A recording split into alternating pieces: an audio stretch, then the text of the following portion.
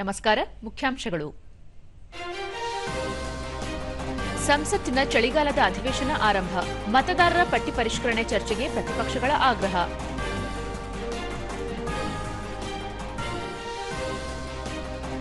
ದೇಶದ ಅರ್ಥವ್ಯವಸ್ಥೆ ಶೀಘ್ರಗತಿಯಲ್ಲಿ ದಾಪುಗಾಲು. ವಿಕಸಿತ ಭಾರತ ನಿರ್ಮಾಣ ಕೇಂದ್ರದ ಸಂಕಲ್ಪ. ಪ್ರಧಾನಿ ನರೇಂದ್ರ ಮೋದಿ. ತಂತ್ರಜ್ಞಾನ ಕ್ಷೇತ್ರದಲ್ಲಿ ಕ್ರಾಂತಿಕಾರಿ ಬದಲಾವಣೆ. ವಿಶ್ವವಿದ್ಯಾಲಯಗಳು ದೇಶದ ಭವಿಷ್ಯ ರೂಪಿಸುವ ಸಂಸ್ಥೆಗಳು. ರಾಷ್ಟ್ರಪತಿ Draupadi Murmu.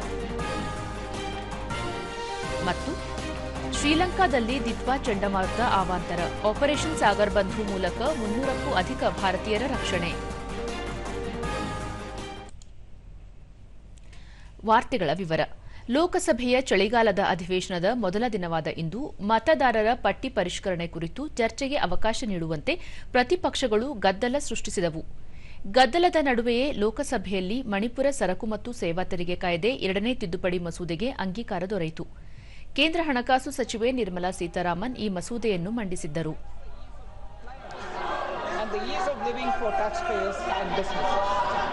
It is important, therefore, sir, that these amendments are carried out in the Manipur State GST Act as well, so that taxpayers in Manipur also benefit from these changes. And that is why I request the House to kindly take it up and pass it.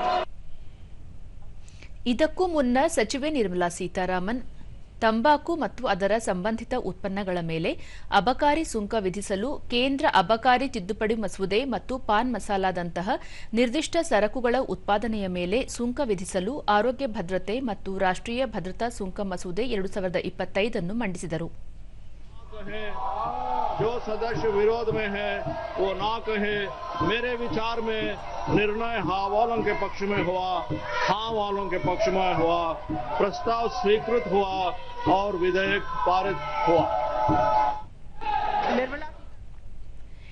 ಇಂದು ಬೆಳಗ್ಗೆ ಲೋಕಸಭಾ ಕಲಾಪ ಆರಂಭವಾಗುತ್ತಿದ್ದಂತೆ speaker Om Birla ಅವರು ಅಗಲಿದ ಗಣ್ಯರಿಗೆ ಶ್ರದ್ಧಾಂಜಲಿ ಸಲ್ಲಿಸಿದರು. Supplementary demands for grants first batch of 25-26.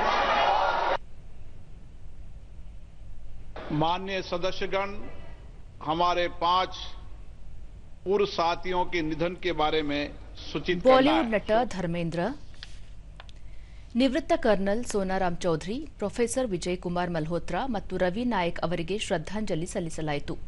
ಇದೇ ವೇಳೆ ಗಣ್ಯರು ಸಾರ್ವಜನಿಕ ಜೀವನಕ್ಕೆ ನೀಡಿದ ಕೊಡುಗೆಗಳನ್ನು ಸ್ಮರಿಸಿದ ನಂತರ ಸದನವು ಅವರ ಸ್ಮರಣಾರ್ಥ ಮೌನ ಆಚರಿಸಿತು. ಓಂ ಶಾಂತಿ.